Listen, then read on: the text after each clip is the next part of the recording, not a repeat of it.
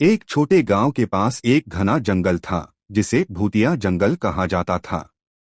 गांव वाले मानते थे कि वहां रात को जाना खतरे से खाली नहीं है। कहा जाता था कि वहां एक भूत रहता है जो रात को अकेले यात्रियों को परेशान करता है। एक दिन एक घुमक्कड़ साधु उस गांव में आया। साधु ने गांव वालों से खाने और रात में ठहरने का निवेदन किया। गांव वाले उसकी सेवा में लग गए, लेकिन साथ ही जंगल की कहानी भी सुनाई। साधु ने ध्यान से सब कुछ सुना और मुस्कुराते हुए कहा, मैं इस जंगल में रात बिताऊंगा। भूत भी भगवान की ही रचना है, उससे डरने की जरूरत नहीं। साधु ने रात में जंगल में जाकर एक पेड़ के नीचे अपना आसन लगाया और ध्यान करने लगे। रात के अंधेरे में सन्नाटा गहरा गया।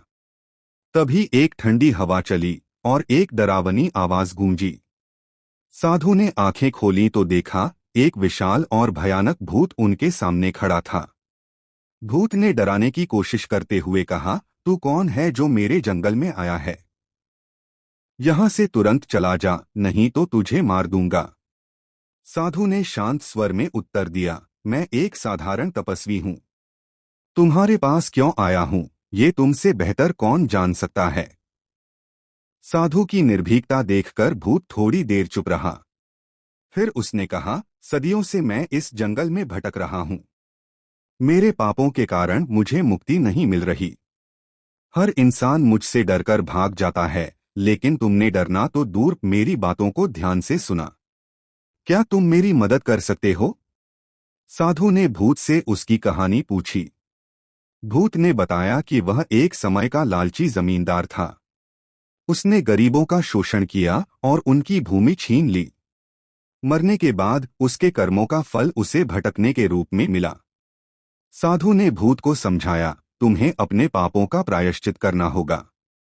किसी जरूरतमंद की मदद करो और भगवान से क्षमा मांगो।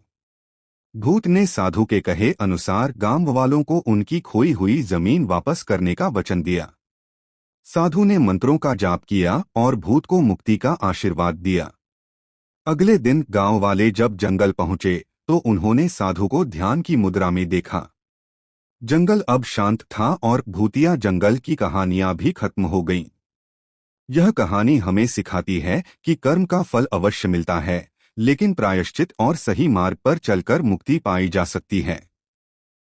डर और अज्ञानता के बजाय ज्ञान और साहस से हर समस्या का हल निकाला जा सकता है। दोस्तों, वीडियो अच्छा लगे तो लाइक, शेयर और चैनल को सब्सक्राइब अवश्य करें। धन्यवाद।